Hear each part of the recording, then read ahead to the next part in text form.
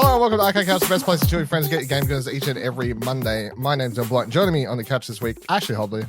Hey Don, excited to be here, and I'm fine with yellow paint. I don't know what people's problem with yellow paint is. Also here, Kira Marchin, who looks I was kind of glad that people took aim at yellow paint later in the week, and I don't get what the problem is. Like, come on, yellow paint is the game that started it is Uncharted, right? Uncharted or Uncharted no, but or like Last this of Us? week, the It's in Final Fantasy VII. Oh, it's Rebirth.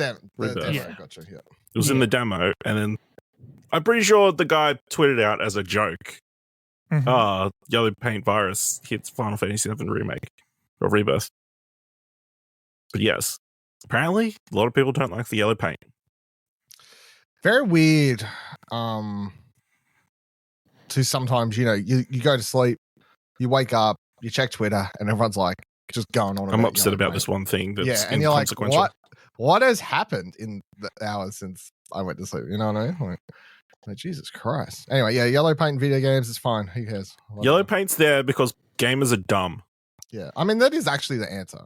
Yeah, 100%. Like I don't.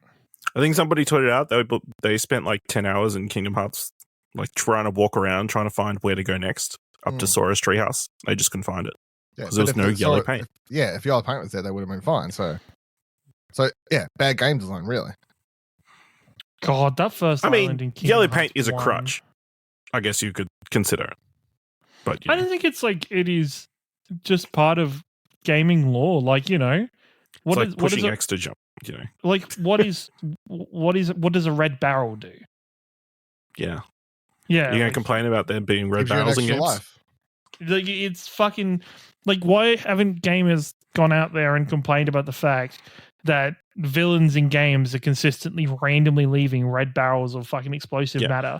All these boxes filled with ammo, all over the place. I think it's shitty henchmen that are doing it, but But even then, you'd have surely the shitty henchman would have a less shitty henchman boss that'd be like, bro, this ain't it. This is bad. We shouldn't take cover by this highly combustible material that we have stored right here. We should in the middle of an alley, else. In the middle of a corridor, which seems like a very safe place to put this. There's got to be an OH&S rep for these henchmen, I don't think there is. I mean, that's a cool idea for sure. What? Work. It's like that. Was that work at safety dude going to different? Yeah, but instead of they did that for DC superheroes. Remember that one that? Yeah. Instead of a bar rescue, they should do hideout rescue. Yeah. That'd be pretty funny, actually. This week on the show, not much to go over. We'll get to it in a minute. Stuff I don't want to say things and get Ash too excited. But quickly. Baldur's Gate 3, I don't think we said it last week, but so we've been streaming that on twitch.tv/Explosion Network. The first part is up on YouTube. Second part will be up. I'll upload it this week. So that's there if you want to catch up on the journey. Watch the first part if you want to hear Dylan's computer die constantly. Now I had to do a lot of editing for that first one. The second one, not so much. I can't just cut the start, cut the end, and then upload it, save myself work. The first one, I had to fucking cut like 20-minute chunks out of it. Fucking because it was just me standing there stealing stuff from. It's nice that it was good. Yeah. I got to go back and see what bullshit you got up to while I wasn't there. So I mean, that was something. So but yeah. So yeah, check out the Baldur's Gate stream, Twitch.tv or YouTube, and if you don't want to watch live. But yeah, so they're going to be on YouTube when I'm playing that. What else was I going to say? Oh yeah, if you're like, oh man, I can't really can you set a schedule?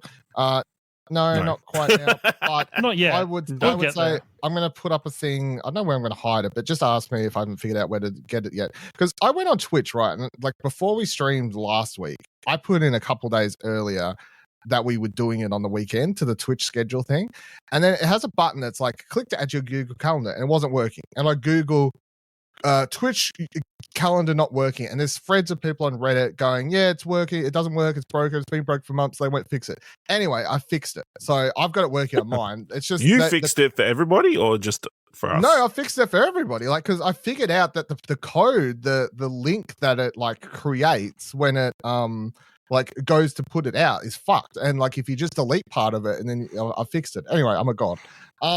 Did you let anybody else know? Or was I was going to say, did you spread this information? No, but I might spread this information. Hey, I might just keep it to myself, you know. But yeah. So anyway, I fixed it. Oh my god. What really happened is you are like the 100th person to have found this. Probably. And just no the one 99 people before you all were like, didn't share it, didn't provide the answer. So I mean, because one of the most recent threads was only a couple months ago on Reddit. People are like, man, it's been years. They still haven't fixed this. I'm like, guys, it's fine. Just delete this part and it's fine. Like, it's fixed it. Anyway, so put a post up on Exploding Network. It's traffic. True. It's not a bad idea.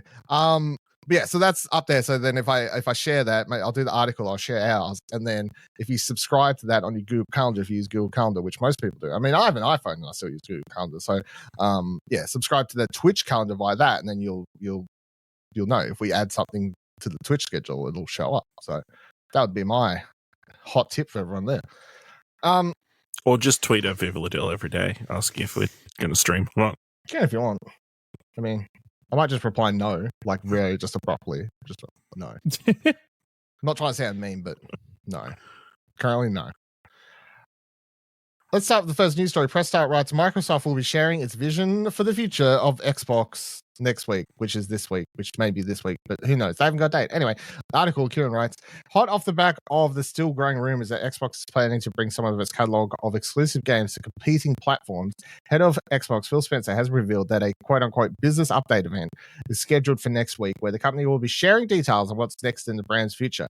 We don't have the date or time yet for what this quote-unquote event is going to occur, with Spencer's message on social media simply reading, quote, we're listening and we hear you. We've been planning a business update event for next week, where we look forward to sharing more details with you about our vision for the future of Xbox. Stay tuned, end quote. Naturally, many have assumed that this is in direct reaction to the claims that the likes of Starfield, Indiana Jones and The Great Circle, Hi-Fi Rush, and many more will be going multi-platform at some stage in the future. In the last day or so, those claims have grown as more quote-unquote insiders share which games they believe are headed to more platforms than just Xbox and PC. Those titles include the above, as well as games like Hellblade 2, Pentiment, Grounded, the Gears of War series, and more, though we obviously don't know how accurate any of these titles are. Me and Ash talked about the first part of this, or the second part even, which is that the games like Indiana Jones and all that sort of leak. When we recorded Platinum Explosion, old mate Phil hadn't done his weird tweet. And I say weird because it's very obvious that they did not plan to do any sort of... They didn't expect this news to break. Because there's like no social media, there's no like graphic or, like anything. It's just like, we definitely were planning something for next week, guys. Stay tuned. So before any of that. So that's very funny. So before we get into what we think this event will be or whatever, Kieran... We've discussed it. You came on before we started recording today. You jump into the recording session. I'm already here. Your first thing is, can we just start before Ash gets here? You've got some fears. Why do you reckon you've got some fears? How's your week been as the Xbox person? The thing is, I guess are you in the group who's ready to like throw your Xbox out the door, sue them for ruining your fan? No, because it's a fucking stupid take. You're not about to become an Atari fanboy, you know? No, like it's these people that just haven't. There's so many. Like I think so many takes in this are so fucking stupid, and a lot of it do. Even certain takes I've seen Ashley make are fucking stupid. Ash was like, I don't make stupid takes. What are you talking about? I don't know what you're talking about. It's like, I think the big thing is, it's been said, and I think this comment was made on this very podcast when we were talking about Xbox when they launched the Series X and the Series S, that Microsoft were no longer looking at their consoles like consoles. They were looking at them like they were a PC. And their viewpoint was, as long as it runs on everything, then who gives a fuck? Cool. Play it on everything. Play it wherever you want. Like, Ashley, what model PC do you have? Or laptop or whatever? What model? I don't know. He lifts up his entire thing. Right? So you've got an Acer, right? What Acer-specific games can you play on your PC? There aren't Acer-specific games, right? Exactly, right? Because it's a PC, and no matter what PC you buy, no matter what PC you get, you're only limited by the specifications of your computer to what PC games you can play. You can just play anything. Like Steam is just everything there. As long as you've got a computer, you're good. You can use it. Let's not talk about people in the dark place that is Mac. But like PC users, you're fair game. And Microsoft are now looking at their console like it's a fucking PC. And they talked about this. They talked about this when they first. So it doesn't surprise me when they're like, yeah, when the possibility comes about them putting their exclusives elsewhere, and sure, not making them exclusives anymore, but like the exclusivity factor is if you buy an Xbox, you can get Game Pass.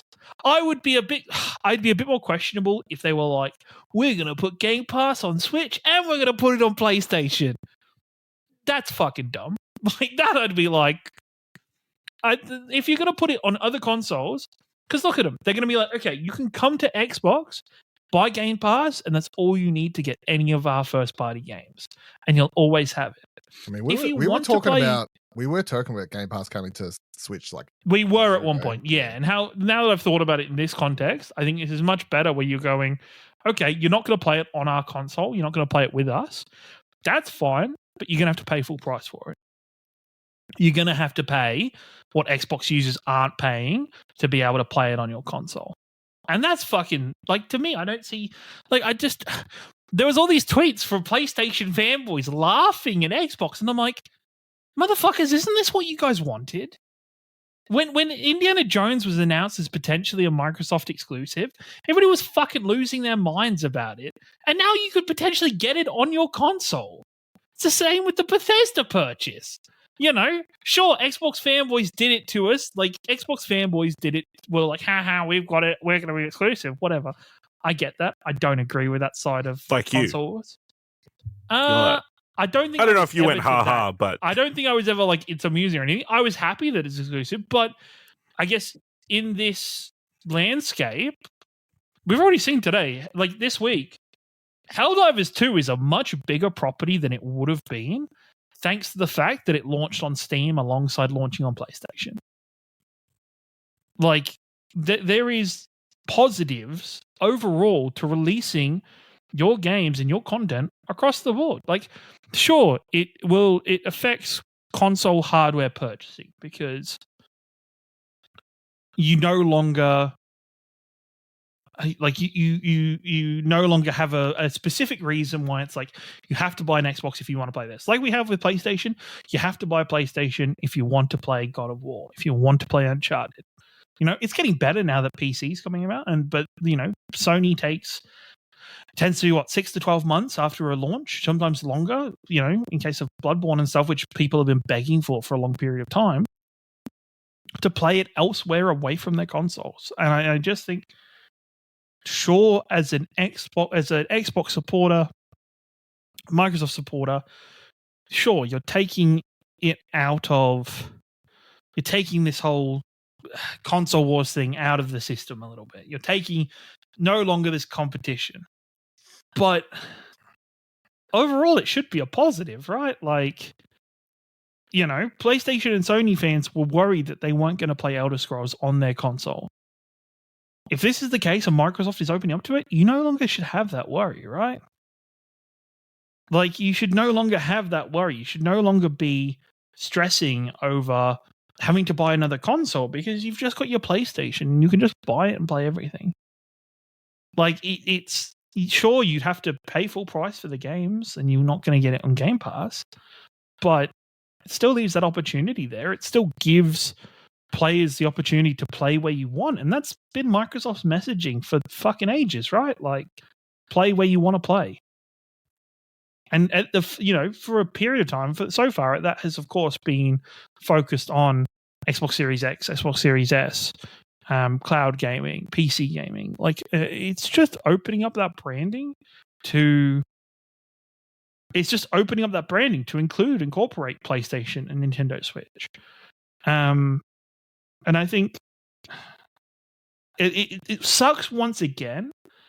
And this has happened so much time and so consistently to the point where I think as a community, or even as a developer, as a studio, as a publisher in this community, where it's almost like how does anybody ever get an opportunity to communicate what their plan is and what their idea is themselves and not have to do it because of leaks? I think we are in a point where so many things leak and developers and studios and publishers do not get an opportunity to use their own branding and use their own messaging for it, that it's never going to go well. We're always going to have this week or 2 weeks or 3 weeks or however long the time period is of the fucking internet molding and going off its head because it's only got part of the messaging or it's only got bits and pieces of the information. You know, I thought it was fucking nuts when all of a sudden it felt like random news outlets were all of a sudden like, oh, we've got somebody that said Halo's going to be doing it. We've got somebody that says Gears of War. And you're like, fucking chill the fuck out, everybody. Like, chill the fuck out and let Xbox fucking do it. Do you have thoughts, Ash? Where do I start? Where do I jump off from that? On the leaks, it isn't...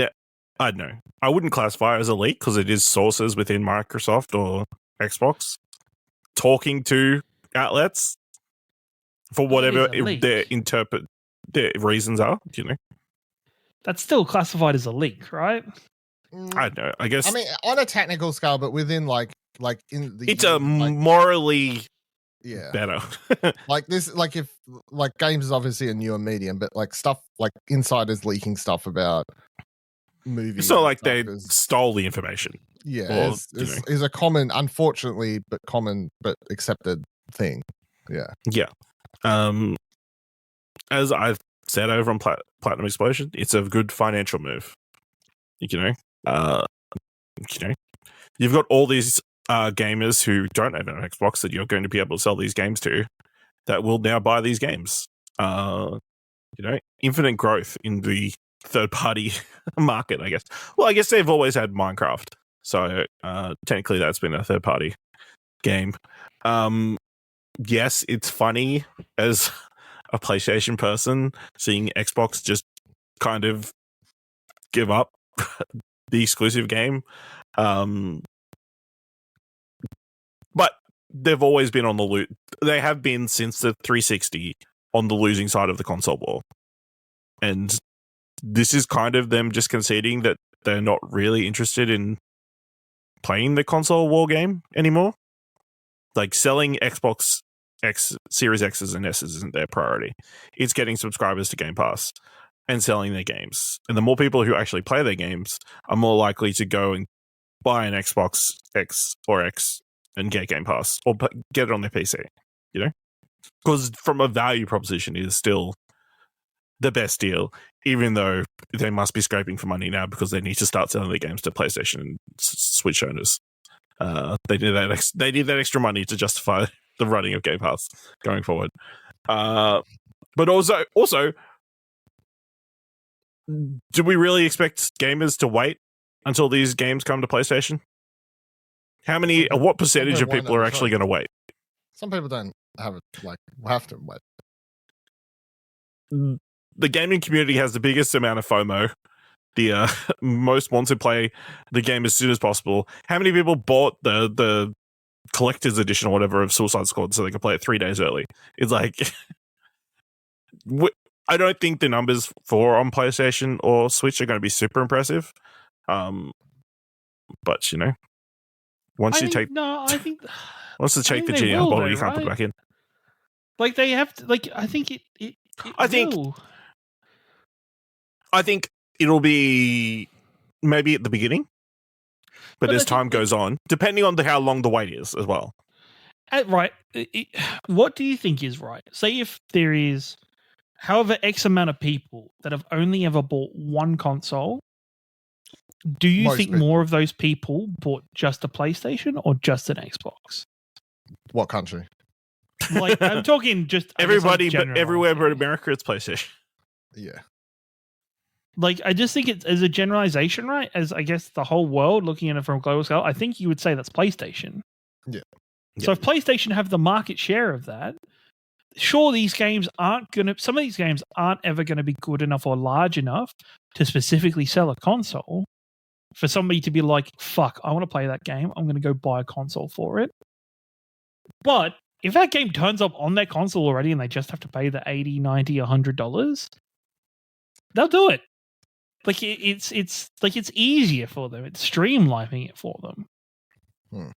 It's no longer putting a $600, $700, $800 purchase in front of them before they can play the game. Yeah, but it's just a time thing.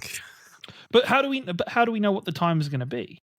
We will. No, just like time in general. Like you've got bringing all these old games out, but then you've got all the new games coming out and all the PlayStation games. It's just creating more competition. So I don't understand them doing things like Gears of War and stuff like that, or the old Halo games and stuff. I don't understand unless you're doing it prior to a new one coming out. Well, it's just free money, though, right? Like, it is just free money. It's free money, sure, but there's got to be some. Unless do you reckon they're selling those all at full price? Yeah. All the Gears games, $90 a piece.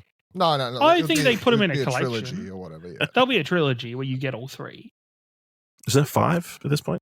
Yeah, but they do like 3 of the original. Okay, yes, there is. They'll do 2 trilogies. Yeah, they'll do. Oh, so you're going to announce 6 soon? Is what you're thinking?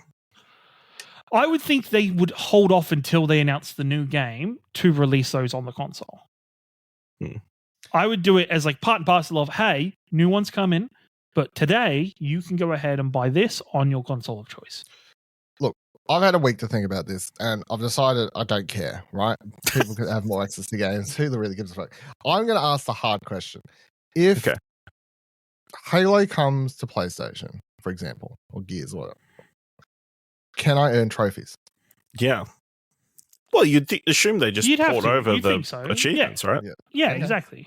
All right, I have no problems then. Unless they're like, no, there's going to be no platinum trophy. You have to sign in with your Xbox account, and you'll earn Xbox achievements. Yeah, at that stage, I'm out. This is bullshit, and we should go and strike. Like, we should go out. We should burn Xboxes that we don't own. We should burn Xbox to the fucking ground at that point. I think that's when I'm ready to fight. Ready to bear arms. What do you reckon they're going to do at the event? How sort of scrape together do you reckon it'll be, Ash? It's going to look like a state of play. It's just Phil Spencer in front of a black screen. I think he'll take a deep breath and go.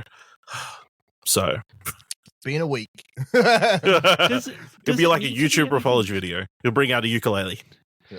Oh God! Does it need to be anything more than that though? Like, I don't think it needs to be a state of play or like a no. I just needs to be. I feel like at this stage it needs to be as like open and honest and like forefront of just answering all the questions as possible. Yeah, I feel like they need to break because of the action of the audience. They kind of need to break down the reasoning behind this decision. Yeah, which is odd because that's what people want to know. People are like, I get what you're saying. You don't need to explain what you're doing. We get that. We've heard those leaks. We get what apparently is happening. But why is what I feel like the Xbox... Because the thing is, right, so we're not hardcore Xbox. No one here, even Kieran's not a hardcore Xbox fan. But the people who are most pissed off are the hardcore Xbox fans. And I would say this is one of those times where you sort of need to dedicate at least 2 minutes to speaking to those people to explain why you're doing this. I don't want to say beg for them to keep your business, but I get it. Like I think you should try to From a very cynical point of view, what are those people going to do? Nothing. It doesn't really matter. That's the thing, right? I don't think they're going to give up their online presence? Yeah, maybe. They're going to, are those people going to stop being streamers? Are they going to sell their Xboxes and go buy PlayStations? No, they're not going to ship. They're just going to cry on the internet. But I don't think it would be a bad choice to just do to not say then, but or call people out. But if you're going to explain clearly why as a business we thought this was a good decision, you're sort of speaking to those people. That's the number one question they want answered. You are, but I think we have... It's so weird that Xbox and Sony, especially in terms of the console wars, the fans of those treat those companies the same way Ashley and me say, or people that follow a sports team treat those sports teams. Mm-hmm. And that's, to me, is fucking weird. That's just fucking strange. They're fucking... Bunch of Roman Reigns fans is what it is. It is. It's the same people that fucking... that's a sport at least. Like, I understand when it comes to supporting a team for sport because you feel invested, you're part of the team, whatever. That isn't the case with these. That's how they feel. That's how they feel. They make an investment into this company. But why is it? Like, okay, they spend $500 on a console. Yeah. And why do people get more invested in? Like, I get it. Like, here's the thing. I don't want to say I'm justifying this because it doesn't. It's not actually the same. But you buying into a company and buying their product is nowhere near the same as supporting a bunch of people playing for a team. However, I get psychologically how people get there because people get there via sport by investing their time and money into a sport team, and they've got there the same via this by investing their time and money into a product. But at the end of the day, it is simply a product and a company, and it's not a sport team. But that's how they get it's there. not like I guess supporting a sports team, you're riding the highs and lows with that sport team of winning and losing games and getting championships and that kind of process, right? Like, fuck, it doesn't, like, for a console, like, if Xbox wins a generation, what does that even mean? Like, it doesn't mean anything. Like, there's no a trophy. Jeff Keighley gives it to him. I don't know. Like it doesn't mean anything. It doesn't, like, there's Game Awards every single year. There's lots of trophies. Not for the consoles. There's not Best Console Award. There was at one stage, I think. But there isn't now. Like, there's no. But there's Game of the Year, which is still, but tied. Why? The console the thing makers. is, right? Why has, like, PC? Like, it just. I know so many people bag on PC because of how hard it is to get into, or fucking updating drivers, or whatever. Greg Miller. Expensive. But, like, or it's expensive and whatever. But as a community, Steam is honestly like the go-to place. Sure, people get fucking pissed off about Epic having stuff only on Epic and they get pissed off with only on Xbox. Sure, whatever. But the majority of games are available on Steam. And it doesn't matter what you buy to gain access into it, you can still get access to Steam for free. Like, you don't have to, you can buy the games on Steam. But, like, you have to buy them, sure, but Steam is a free software. You're not having to pay anything to get into it. You just got to have a capable PC. Yeah, you just need to buy a capable PC. No, because you could buy a potato, and, like, a potato with a PC, and you could run Steam on it.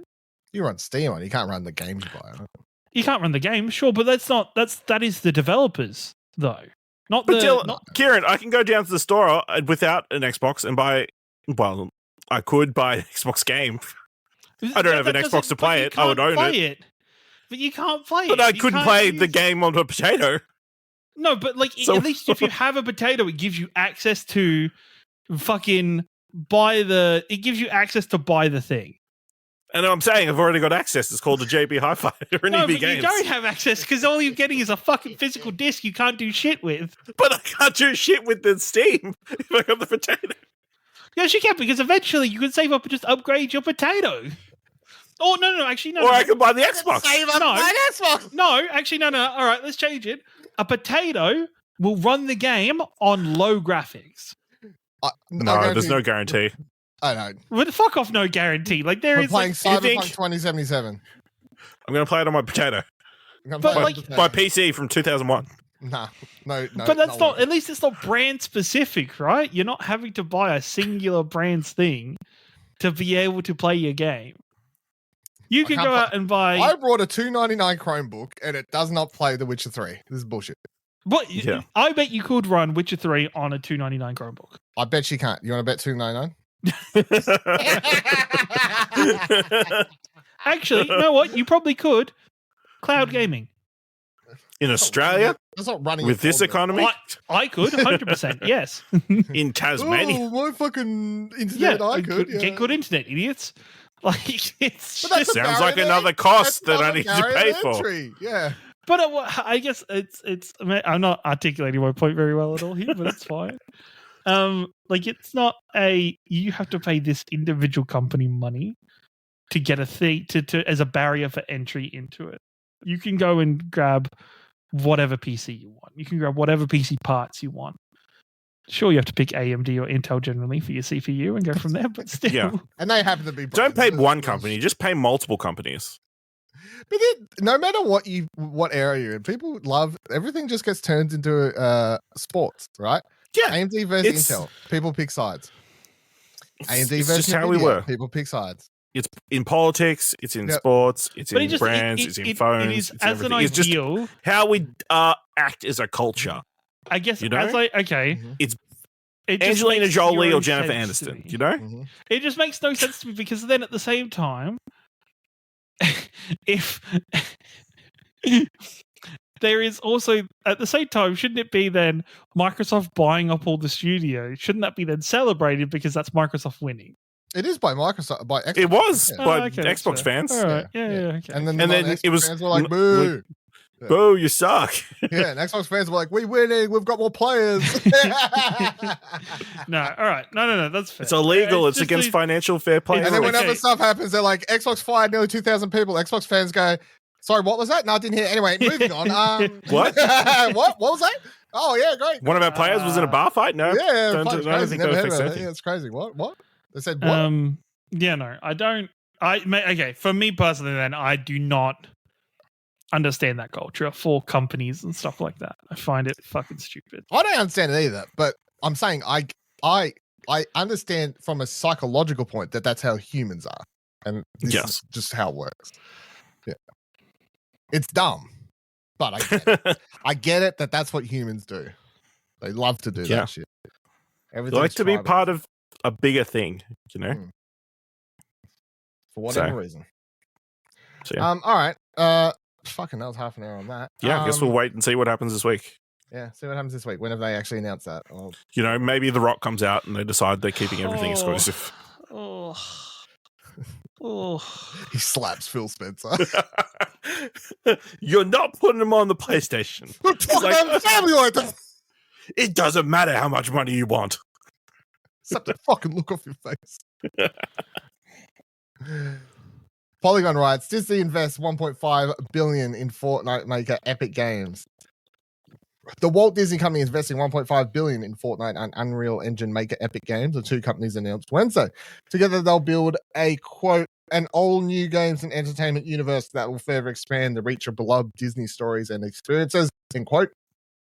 The partnership is awaiting regulatory approval, but something is expected soonish. Quote, the Walt Disney Company and Epic Games will collaborate on an all-new games and entertainment universe that will further expand the reach of beloved Disney stories and experiences. Disney will also invest $1.5 billion to acquire an equity stake in Epic Games alongside the multi-year project, end quote. Details on Disney and Epic Games, quote-unquote, persistent universe, which is described as being a, quote, world-class games experience and interoperating with Fortnite, end quote, is scarce, except for it'll be a place dedicated to all things Disney, Pixar, Marvel, Star Wars, and Avatar. The announcement also noted it would be a place where people can, quote, play, watch, shop, and engage with content, characters, and stories, end quote, from those Disney franchises. What do we think about this one, Ashley? Finally, Disney Infinity 4.0 coming everywhere. You just said your tweet as a joke Yeah. on the podcast, okay? Don't reuse content. No, I just need to get more eyes Ash on does it my all the time. More Ash, ears. I swear, a Ash test uses the Twitter. waters, you know. Ash uses Twitter as like a testing ground for his podcast. Bits. Yeah, I see no backlash, so it's safe to use on the podcast. Yeah, I mean, it's interesting, like a big bold move to like especially invest heavily. What Wikipedia says they bought 10% of Epic. So yeah, it's kind of crazy. Like it makes sense. Fortnite's the biggest thing out there. Disney's the biggest property out there. Why not merge the two in some sort of weird non-violent fashion that more children can get invested in and then take all their money from their parents? Buy them D-Bucks. Buy them D-Bucks so you can buy the different variations of Lightning McQueen. Damn right. I'll be very upset if there's not a piston cup mode where you're just racing cars from cars. Look, it's Disney have looked at Fortnite and have just gone, we want that. Make us that, but with all of our Disney IPs. And they say, you know what? Fuck it. Not make it, but just fucking buy it. Yeah.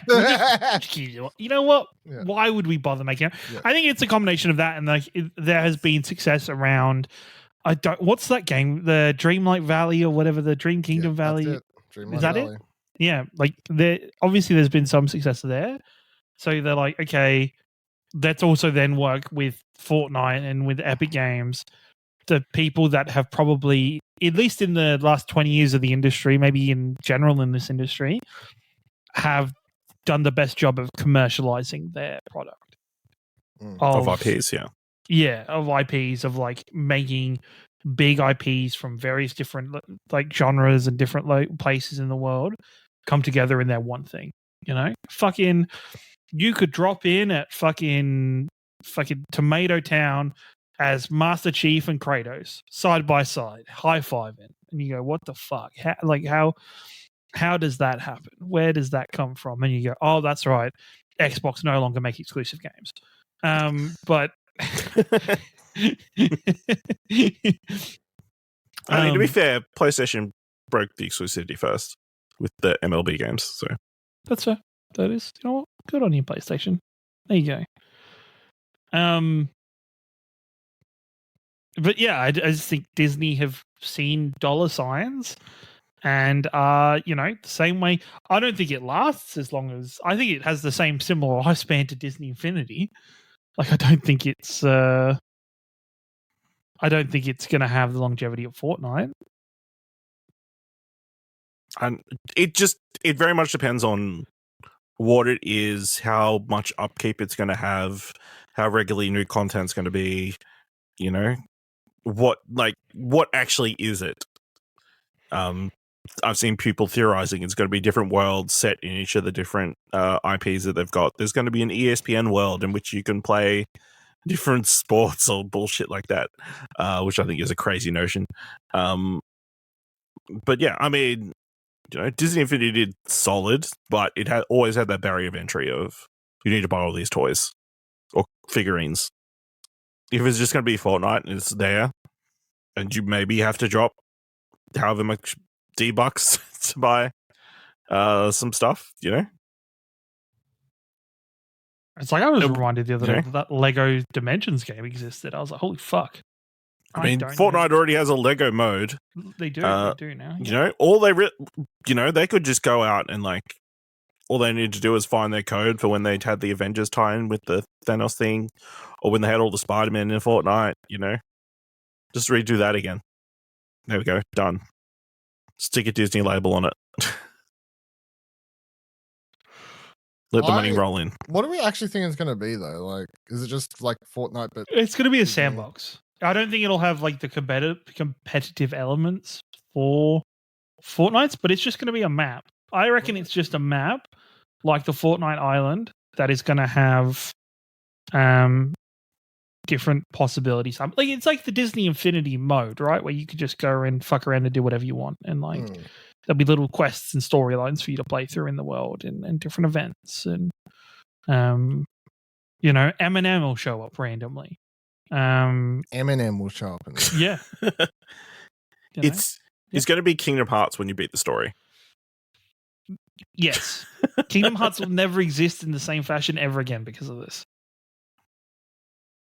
All right. Or is this actually part of the Kingdom Hearts?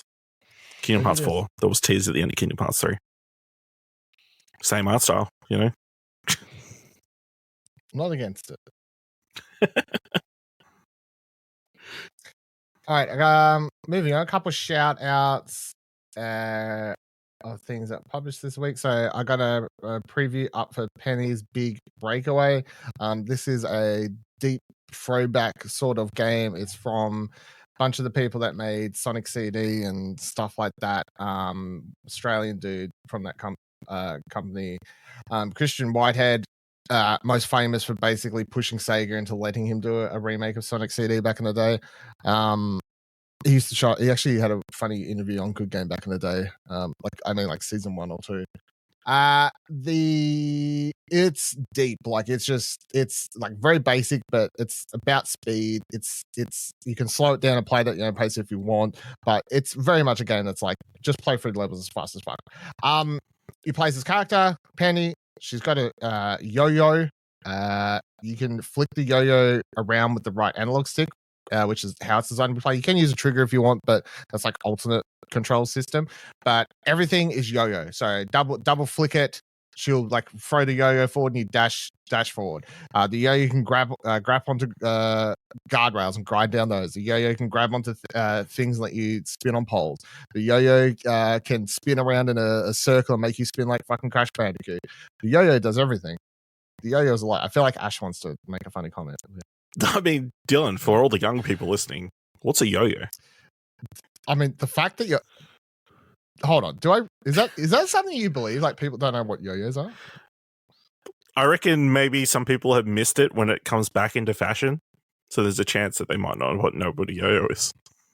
That'd be crazy if people don't know what yo-yo is. You know what? I actually think there is a good chance. Yeah, 100% that they don't know what a yo-yo is. That's wild. Anyway, yeah, yo-yo is a kids are circular glued toy. to iPads nowadays, you know? True. It's a circular toy on a piece of string, I guess. And you throw it down and accurate. If any of those youngins are listening to this podcast, go away.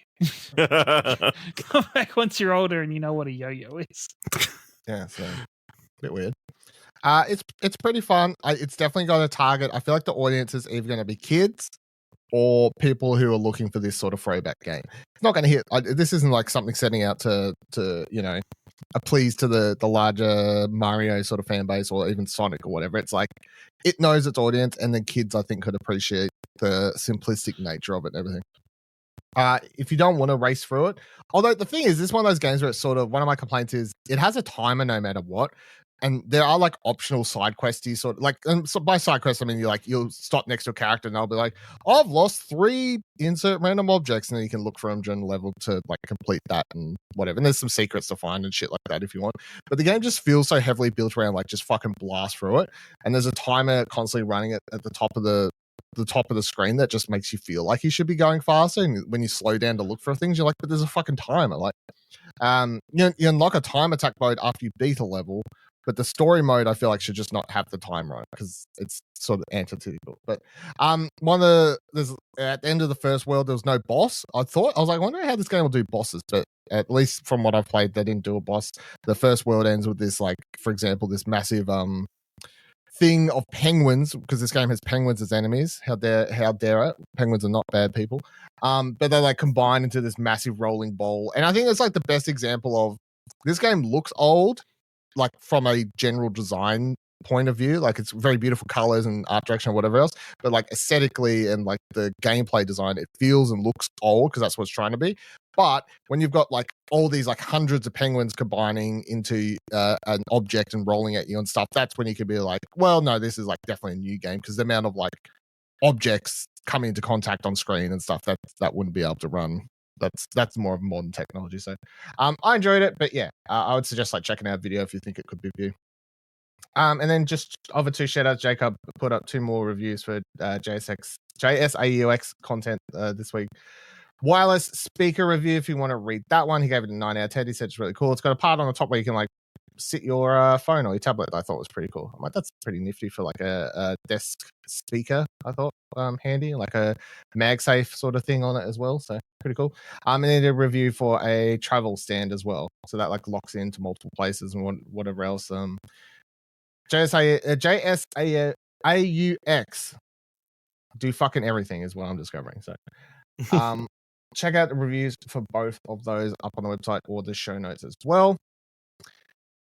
And finally, just want to go through some more Steam Next Fest games before we wrap up this week. So a few more demos I played that I haven't talked about. I talked about a few, like 4 or 5 last week or whatever it was. So let's go from least interesting to most favorite. Go that way. I played Tower Pets. So this is like a game in which you get like, I don't know what the genre is. There is a genre, I'm sure. because there are games like this, but it's like you're trying to like defeat a certain amount of levels of this tower. The stage starts, you've got like 10 coins, and there's like a randomized set of like pets you can buy, and they have different abilities and stuff. You can only have like 4 slots in your team. You spend the gold, you buy pets or quote unquote pets. It may be like a zombie who do like 1 damage and have 1 armor or whatever, and then you click play, and then they'll automatically battle against a team of other. So it's an auto battler. It's an auto battler, and in between battles, you can sell, upgrade, buy like swords to make them do more. The strategic element I was discovering as I kept playing, and then I was like, fuck, no, it's a demo, I gotta stop. Was that you obviously need to sell to upgrade the further you go along, but then also placement of the units in your squad, because some will be like, if it every time it sees someone on your team die, I'll get more attacks. So obviously you want that one at the very back, and then there's others will get bonuses for at the front, and then like all these sorts of things you want to like sort of the placement of your team and whatever else. So I quite enjoyed it. Very simplistic art style and everything like that's part of another game that wasn't an auto battler or something, but that was pretty cool. I played Minami Lane. This is a wholesome town, not building, kinda. So you sort of you're building shops, and there's a story quote, or like a level mode where it gives you like specific challenges, and then in the full game there's going to be a more like just open, I think, do whatever you want, like sandbox mode. But the demo just lets you play like the challenge mode, and it'll be like you build a shop. So you build a I can't remember what you build. You build like a fucking, oh my god, I'm mental blanking. Sushi shop. Sorry, like a sushi roll shop. Yeah, you build like a sushi shop, and then you have to choose the ingredients, right? So it's like, okay, I want like 1 egg, 1 this, like the ingredients. Here's the cost, and then like choose your profit margin, and then you click run the day. Citizens come out of their town, they go by. Throughout the day, you can speed it up or slow it down. You can click on them and then hear their thoughts, and some may be like, I wish there was more rice in this. And you're like, you're just one person, so maybe not. And then you click on 3 other people, and they're like, I wish there was more rice. You're like, fuck, maybe everyone in this town wants more rice in this, so I should probably put more rice in it. And then you'll click on them, and they'll be like, this shit's overpriced. And yeah, same. So you sort of adjust until you reach a level where everyone's like, this is the perfectly priced, like, and you're trying to make profit and whatever else and beat it in the right amount of time.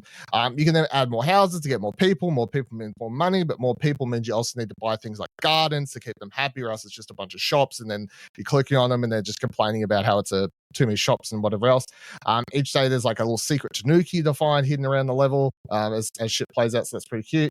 That was fun. I liked it. It's like half-hour demo. I played it all the way through to the end. It's very cute, very wholesome. Just sat here clicking around doing that. That was pretty fun.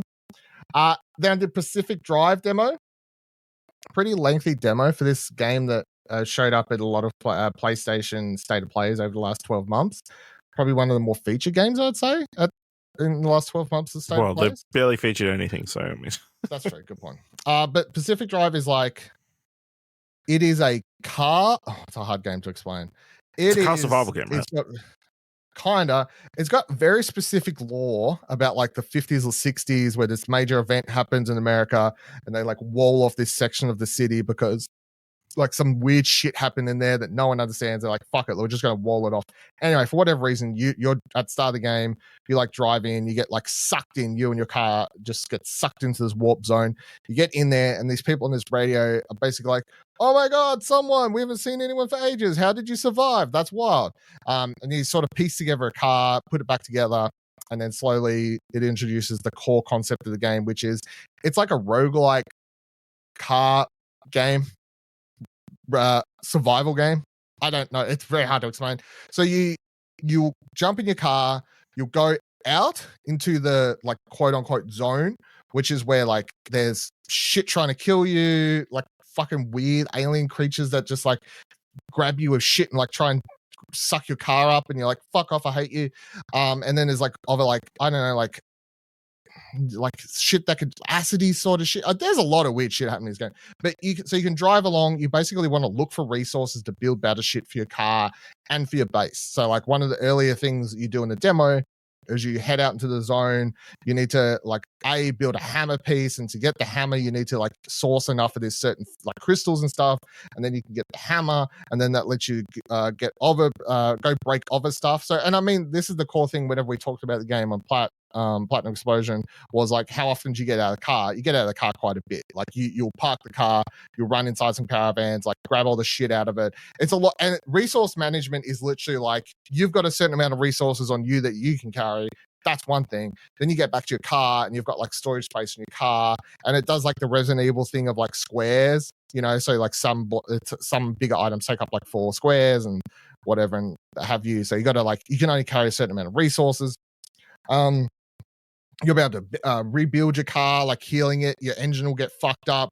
You get like, you drive for this, like, imagine like a sweeping like cloud of fucked up shit just rotates around the map, and you got to outrun that or else you'll die. But then all of a sudden your car's just on fire and you're like, I don't know what to do. Like, there's just this game has a lot. It's very cool. It's just very hard to, at least based on the time I played, to like pinpoint like what type of gamer is this game for. I don't know. Like it's like a roguelike car survival story narrative driven thing. It's very different. I liked it. I thought it was pretty cool. Very dense at the start. Like you get overloaded nearly with a lot of systems and information. But by the end of the demo, I was like, I felt comfortable. I was like, I kind of get it now. I understand like what's happening, what's going. But at the start, they're like, do this and bring up the menu and then craft this, and you gotta look after your wheel. And then I'm like, wheel? When the fuck did I lose my wheel? And they're like, you know, it's like all these things. So, and then the last one I'll talk about. And this fucking banger of a demo. Never heard this game, but boy, was I like, this was a Dylan game. So it's called Mullet Mad Jack. And it is wild. It's also anime as fuck, which doesn't sound like a Dylan game, but I'll say it's got the wildest. So it's set in a world where like everyone's like AI now and like obsessed with views and shit. So your life, it starts with this character, your Mullet Mad Jack, right? You're super cool driving down your Ferrari, anime as fuck cutscene, and like you're driving down the highway being all cool, and then there's like show presenters like, we're gonna like talking to this person, get them to play a game, because everything is about games in the future or whatever. And you start and they're like, you're gonna be on live TV now, and it's like they hack into your goggles or some shit, and then you've got to go stop this criminal, and they're like, oh, it's the princess is at the top of this tower. So they're like playing, but the princess is like some very anime looking girl, like, oh my god, help me. And the bad guy's some like robo as fuck dude. Anyway, the call comes with the game is you get in the tower, and then you've got 10 seconds of life. If you and you get more life by getting likes on the live stream, and you get likes by the people viewing by doing cool shit like killing fucking people, and then they'll give you likes on the live stream. So the game's life is 10 seconds. So you start a level, you've got 10 seconds to get from this stage to the exit at the end of the door. And this is a first person shooter, right? And it is, I don't think I've played a game, and I played this demo right through to the end. Let's you do the first 2 bosses, up to the first 2 bosses. There would be times where you like click, you sit there, you click go, and I'm like, I've got a shotgun, right? That's right click. I know I got a shotgun. I'm moving. You can slide. I can double jump. I can fucking kick dudes into spike poles on the wall. But because it all happens so fast, you literally just go, I don't know how my brain just comprehended like what I did. But you'll be like, I think I walked forward. I think I kicked a dude into a spike. I shotgunned that dude over there. I slid down a thing. Bang, bang, bang. Anyway, now I'm at the exit. I survived. Because you know you've only got 10 seconds. So you just have to fucking ham it through the stage. Like if you miss a shot on a dude, maybe you hang back and like try and do it. Because if you kill someone, you get plus 3 seconds on your life. But then also maybe it's best for you just like if you miss, just fucking keep going. Like you just got to get to the exit of that stage and move on. It feels so good. Like it's super fast FPS. It is just like level to level, and then between every stage you get like a random selection of 3 power-ups. If you die, this is so it's sort of like roguelike, I guess. Every time you beat a boss you can pick a permanent power-up, but otherwise you die in a stage like world 1 through to world 110 sort of thing as you're going up before the boss fights. If you die, you go straight back down to 1. You have to start again. You lose the power-ups you collected during that, and they're randomized. But it'll be that thing of like you go through, you start with a pistol, you get the first level, you beat that, maybe you've got the option to now pick the shotgun. Pick the shotgun because the shotgun's fucking bangers in this game. So grab that. Then you go through, you beat the second thing, and then you're like, man, the shotgun, I feel like I have to reload this weapon too much. Now I'm going to pick the power up. There's a power up there that says I'll have more rounds in my magazine. Probably go that, so I have to spend less time fucking around and reloading. Then they're like, hey, now I got the double jump. Now I got this other option where it's like it lets you slide for longer. I'm like, I love that shit because I'm going to slide. I'm going to slide between so many dudes and fucking shoot them in the nuts. Shoot them in the nuts. That's awesome because I just beat level 6, and one of the powers to let me pick is if I shoot someone in the nuts, I get plus 1 seconds on my life. Fuck yeah, I'm going to take that. Yeah, the game is awesome. I really, really enjoyed it. I can't wait to play the full thing. This is one of those times where I played a demo, knew nothing about the game, and I would have happily just kept playing. I was like, where the fuck did this game come from? I've never heard this game. It's fucking ballistic. Great. Awesome. Banger soundtrack. Like you just start, you click, and yeah, I don't know. I just go watch some gameplay. I'll have gameplay up on YouTube /Exposure Network after this from my time playing it. By the time you're listening to this, so check that out. If you don't want to play it yourself, because the Steam Next Fest demos end today, I think, or tomorrow. By the time you listen to this, I think it's like either Monday night or Tuesday morning. I guess. Yeah, it says 10 ends February 12th, 10 a.m. Pacific. So there's still time. Like Tuesday-ish, yeah. So I would highly suggest. It's not like they're going to pull all the demos off at the same time. No, I don't know. It'll just be more difficult to find.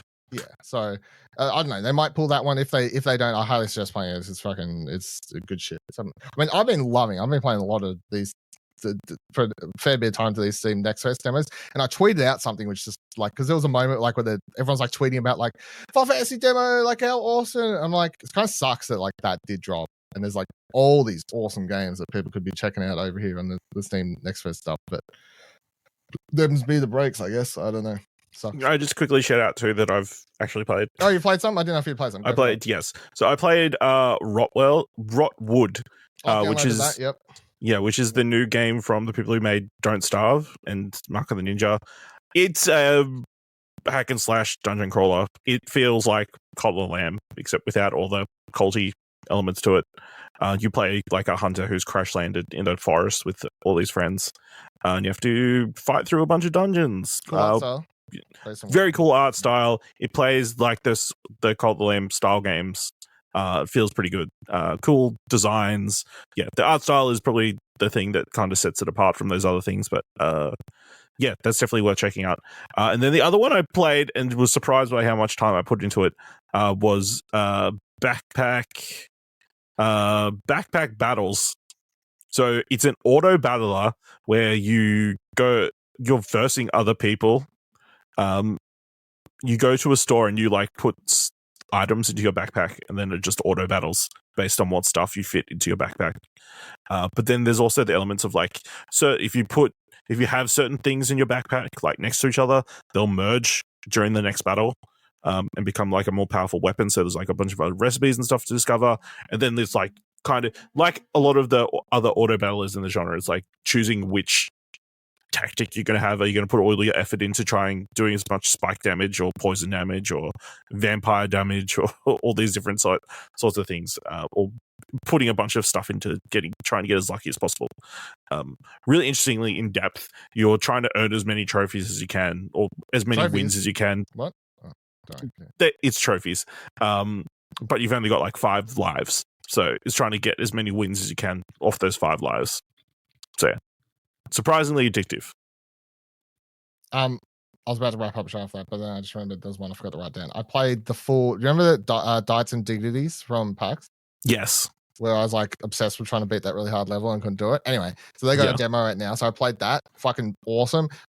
I can play it a lot better when you actually have headphones on and you can sort of and there isn't people watching you do it. Yeah, because obviously you get in time with the zone. The song and everything. But played that, the demo like starts I think from the start of the game properly. So this is an Australian game from like 12 people I think who have never made games before. So it's really, really cool. But it's about these like, I guess, deities of like cuisine of different cultures and stuff, and like the stories around how they're like being like sort of that's getting like disappearing in the world as like more and more food, like we lose the culture of different we lose the fact that different cultures has all been like a robot's a bad guy, you know, and it's like talking about like he's sort of just killing off the basically the gods of food, so different areas around the world and stuff like that. And you do battles, and the battles are music rhythm segments.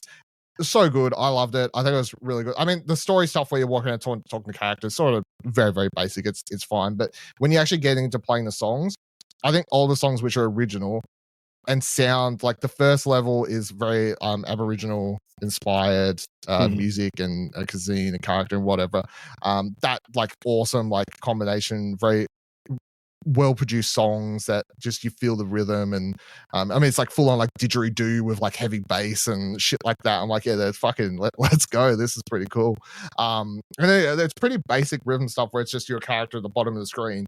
But I don't remember this at PAX or not, but one little detail they've added that I love is because you're like doing battle by cooking is like what's happening is that like the character starts and she's having she'll just be, I think she just starts holding a like a rolling pin, and then as you like progress through the song, you just like either tap left or right on the keyboard, or I was playing on the controller, you just like tap the L1 or R1 sort of like to rotate left or right across the thing. And obviously just it's a pretty basic rhythm thing where you just got to hit the notes and dodge the bad icons so they'll like hurt your health. But as you go along and you can tell you're getting closer to finishing the song because the rolling pan suddenly becomes like a pot, and then it suddenly becomes like it's a fry pan, and now she's like hitting it around like rotating ingredients, and then in the last section it's sort of like a covered dish. So like it's such a subtle detail, but I thought it was really, really cool. That I think let you do like 6 chapters or 6 songs or something like that. It was quite a lot to check out in the demo. So for that, so that's really, really good. I like that at PAX, but I think being able to sit down and play that in my own home where it was quiet and I could just have the music loud and just zone out to that game was really, really cool as well. So that's not one I'd highly suggest checking out. So yeah, lots of Aussie games on there actually. You know, yes, I've downloaded some more. I'm playing. We love to PAX, yeah. Yeah, what have I just before we wrap up? What else have I got in there? Servernauts. Yep. Spellycat, Cryptmaster, Dungeon Heart, Grist. I think these are all Australian, New Zealand ones. Abiotic Factory, Small Town Emo, Bears in Space demo, which some played.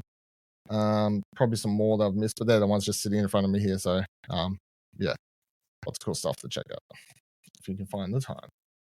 All right, thank you for joining us on this week's episode of Arcade Couch.